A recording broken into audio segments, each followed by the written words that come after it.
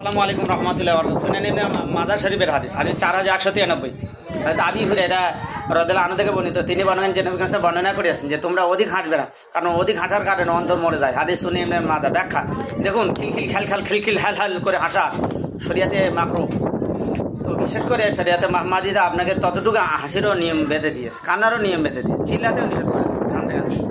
তো অবশ্যই বেশি হাসলে আপনার শারীরিক সমস্যা হতে আপনার শিরা বসে টান ধরতে পারে। এর একটা কারণ, আর অনেকগুলো কারণ আছে, তার ভিতরে একটা অনুষ্ঠান বলে দিল মরে যায়। যারা যত বেশি তার নোট ডুবুর্তি ড্রিঙ্ক অ্যান্ড ডিমেটের জীবনযাপন করে, ফলশ্রুতিতে তাদের কী হয়, পাপের আর ভয় থাকে না, সব পাপ করতে থাকে।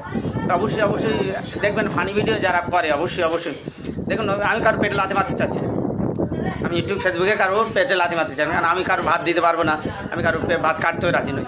তো অবশ্যই যারা ফানি ভিডিও করেন আপনারা খেয়াল রাখবেন, কিয়ামত দিন ময়দানের মাহাশার রাব্বুল আলামিন আল্লাহ বলেছেন তারা কিয়ামতের দিন তাদের কোনো আমলই কবুল হবে না, নফল ইবাদত এবং মুস্তাহাব আমল এমনকি ফরজ ওয়াজিব সুন্নাতে মুআক্কাদাও কবুল হবে না, যতক্ষণ না বান্দা বা বান্দির আমল নামে দেখবে তারা লোক হাসিয়ে তারা ইনকাম করতো। যদি এরকম করে অবশ্যই তাদের আমলগুলো কবুল হবে। এরকম মর্মে হাদিস আমি দেবো।